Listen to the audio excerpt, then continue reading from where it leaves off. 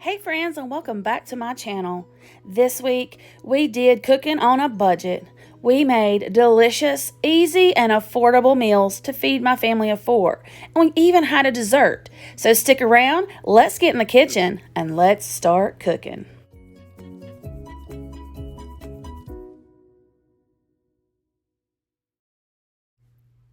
We are starting out this week making a red beans and rice dish.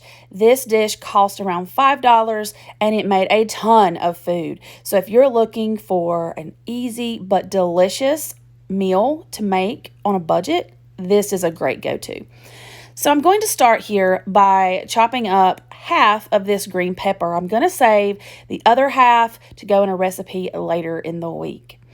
I'm also going to be cutting up this onion to go in the red beans and rice as well. Again, I'm only going to be using half. I am going to save half for another meal later this week. So this is a great way to stretch a buck, is to not use all of your veggies whenever you are prepping them. Save some of them for another meal. But I'm just going to take my onions and green pepper, and I'm going to saute those in a pan. Adding green peppers and onions also is a great way to add some fresh produce to your meal on a budget, but also you're adding a ton of flavor here as well. So once I have my onions and peppers, they have softened, I am going to add in 2 cups of rice that I have cooked previously. And so I'm going to get that combined into my pan. And then I'm going to be adding a 28-ounce can of petite diced tomatoes. I'm going to give this a stir.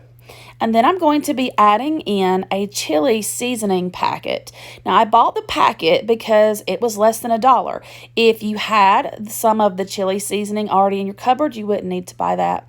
But then I'm going to be adding in 2 cans of red kidney beans. And as you can see here, my pan is just about to overflow. So this made a ton of food. I added in that chili seasoning packet, and then I let this just simmer for about 15 minutes on the stove, and it was ready to serve. And here is my bowl of red beans and rice. This was delicious. If you had room in the budget for some sour cream or some cheddar cheese, that would be a nice addition as well. Next, I have some ripe bananas here that I need to use. And I've made banana bread before. I've made banana muffins. But this week, it was nice weather. So I started thinking summer. So I thought, let's do banana pudding. So I'm going to use some vanilla wafers, some whipped topping, some instant pudding, and we're going to make banana pudding. So I'm going to start by getting the pudding mixture ready, and I'm just making it up according to the package directions. I'm going to add some milk, pour in my pudding mix, give it a stir, and then I'm going to let that hang out in my fridge while I'm getting everything else prepped. That way the pudding will set up and it will be ready when I am ready to assemble my banana pudding. Next, I'm going to be slicing up my bananas, so I'm just going to give those a peel, and then I make sure to get all of the strings off. I don't know what those are called. I always just call them banana strings. I don't know. But anyway, I make sure and get my banana all cleaned up, and then I just cut them into little circles, little rounds. And so I'm just going to slice up all these bananas, and we'll be ready to make our pudding. So I did this in 2 steps just because my bowl wasn't big enough. But I like to take my vanilla pudding, and so I took half of that and put in my mixing bowl. And I'm going to take half of the whipped topping and put that into my mixing bowl. And I'm going to give that a stir. So I'm going to be mixing this together. And this is going to be the pudding mixture that goes into my banana pudding. Once I have that mixture ready, I'll take my plate here. This is a pretty deep casserole dish, but I'm just going to line the bottom with some vanilla wafers, and then I'm going to cover with some of the pudding mixture and get that spread around on top of the vanilla wafers. It's kind of tricky, but it works. And then I'm going to top that layer with some bananas. So I just try to make a good, nice layer of my bananas. And then I am going to top with more of the pudding. spread that around, and then I'm going to be adding in the layers over and over again. So it'll be a layer of the cookies, and then a layer of pudding, a layer of bananas, a layer of pudding, and then just repeat. Once I finished all the layers, I had just about 5 or 6 little vanilla wafers left. So I literally just crushed them up in the bag, and then I used that to dust the top of my banana pudding. It just makes it really pretty. And so here is my finished banana pudding, and it was a hit this week.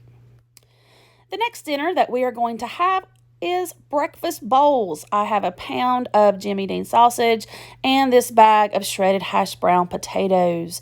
So I have a skillet. I actually have 2 skillets heating up on the stove, one for the sausage, one for the hash browns. I just cooked the hash browns up according to the package directions. I did have to do this in several batches because I like the crispy bits on the hash browns. And here are my finished hash browns. And so I've got them in a bowl, and now I'm going to show you how we are going to build our breakfast bowl. So I just took some of the hash browns. I took some of the sausage that I browned up on the stove. I put that on top of the hash browns, and then I topped it with a fried egg. Y'all, this was so delicious because once you cut into that egg and all of that ooey gooey yolk flows down over the sausage and the hash browns, it was very delicious. This is definitely a win, and the family loved this. Breakfast for dinner is always a winner. And tonight's meal, we're going to be finishing up the week with a sheet pan meal. This sheet pan meal is chicken fajitas. So I'm going to start by taking 2 chicken breasts out of the freezer. I had let those thaw in the fridge overnight. And so now I'm just going to be slicing these into thin strips, and I'm going to be putting those on my sheet pan. Once I had all of my chicken sliced, I'm going to take the half of the green pepper that I used earlier in the week and this one beautiful red pepper and what I have left of this purple onion. And I'm going to be slicing all of this up and adding this to my sheet pan. And I'm just going to be doing these peppers in strips.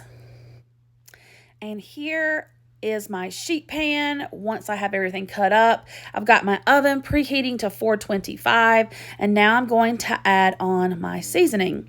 So I am going to take a little bit of olive oil and drizzle over this chicken and pepper and onion mixture, and then I'm going to be covering that with a package of taco seasoning.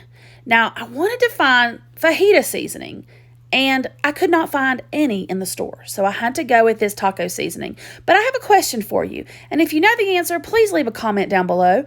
What exactly is the difference in taco seasoning and fajita seasoning? So once I had all of that sprinkled onto my sheet pan, I just took some tongs and gave everything a nice zhuzh to mix it up. And then I put this in my oven. This was in my oven for about 25 minutes. And so this is the fajitas right out of the oven. It smells amazing and it tastes just as good. So I serve this simple tonight, just on some flour tortillas with a little bit of sour cream. And it was delicious. Anything Mexican is a hit in this house, and this was definitely a win. So those were our meals this week. I hope you enjoyed watching, and I'll see you next time. Bye.